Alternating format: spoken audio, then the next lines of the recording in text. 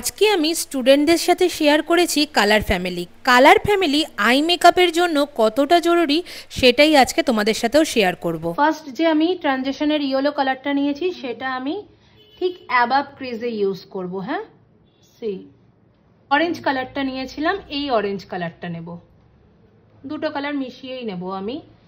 এটা ঠিক আমি কি করব, ক্রিজে। হ্যাঁ, ক্রিজে ইয়েলো নিয়েছি, অরেঞ্জ নিয়েছি, এবার আমি একটু রেডের দিকে যাব। এগেন ক্রিজে আমি অ্যাপ্লাই করছি। সেম প্রসেস, এইদিকে যতটা আমার প্রেশার থাকবে, যতটা ইনারে যাব প্রেশার আমার লাইট হতে হতে যাবে। ঠিক আছে, সেম। ফার্স্টে যে কালারগুলো মানে আমি কিন্তু এগিয়ে দিয়েছি, যত ডার্কে যাচ্ছি তত কিন্তু এগোনোটা কম হচ্ছে, বোঝা গেছে? মানে যত ডার্কে যাচ্ছি তত আমি এই দিকটাতে কম যাচ্ছি। সো এবার আমি আরেকটু ডার্ক কালার নিয়েছি, যে এই যে এইরকম রেডের দিকে, ডার্ক রেডের দিকে নিয়েছি, নিয়ে আমি ঠিক এই যে এই জায়গাটাতে প্লেস করছি। Outer, yes, outer V. যে ব্ল্যাক সহজে ইউজ করবে না আই মেকআপে, তো আমরা কিভাবে ইউজ করব, খুব অল্প সামান্য আমরা ব্ল্যাক নেব, কারণ আমাকে কি করতে হবে, ডার্ক কালারটা আনতে হবে। ঠিক আছে, জাস্ট আউটার ভিতে।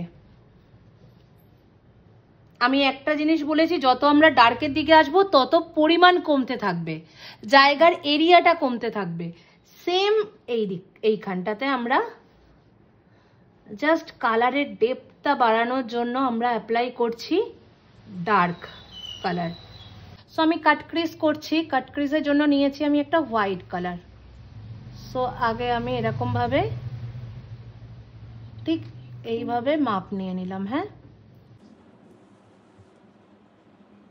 এই যে লাইট শেডিং আমি করছি। হ্যাঁ, কোথায় করছি, হোয়াইটটা ইনারে,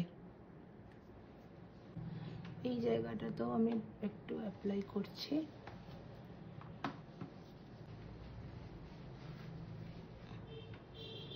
দেখো, এটা আমরা অ্যাপ্লাই করলাম।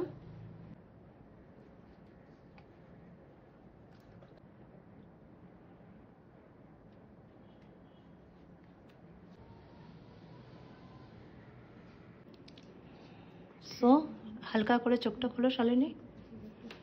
ইয়েস, বোঝা গেছে কিভাবে কালার ফ্যামিলি আইজের ওপরে মানে আই মেকআপ আমরা করব।